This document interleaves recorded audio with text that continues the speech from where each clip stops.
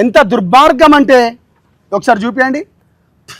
ఆమె మంగ్లీ గారు ఏమన్నారు, ఇది ఎక్కడిది, మా చేతులలో ఎదిగిందట. ఈమె ఆ రోజు ప్రెస్ మీట్ పెట్టుకుంటూ ఎక్కడ పంజాగుట్ట దగ్గర ప్రెస్ మీట్ పెట్టుకుంటూ ఏమన్నది, అసలైంది మాకు ఆ మధుకు సంబంధమే లేదని చెప్పింది కదా. మీ మీడియా వాళ్ళందరూ సాక్ష్యం, ఇగో ఇక్కడ వీడియోలు కూడా సాక్ష్యం.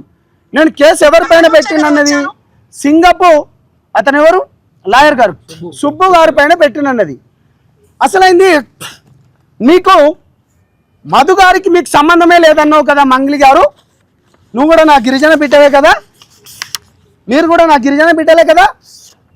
మీకు తెలంగాణ ఉద్యమంలో మేమందరం సపోర్ట్ ఇచ్చినాం.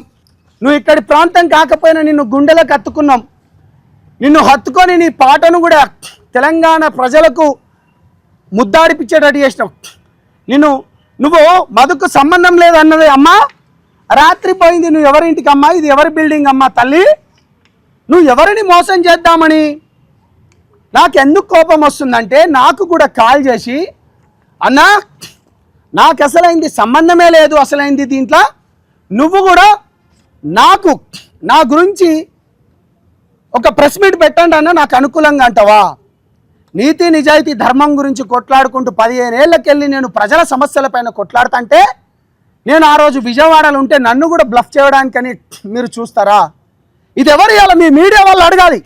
మంగ్లీ ఇది ఎవరు, ఇది ఎవరు, ఈ ఫోటోలో ఉన్నది ఎవరు, నీ పక్కన ఉన్న మీ చెల్లె ఎవరు, ఇక్కడ ఉన్న మధు ఎవరు. మధుకు నీకు సంబంధమే లేదన్నావు కదా. నాశనం అవుతారు ఇవాళ. పేద బిడ్డల ఉసురు తగిలిపోతుంది మీకు. నాశనం, తెలంగాణ భాషలో సర్వనాశనం అయిపోతారు ఇవాళ.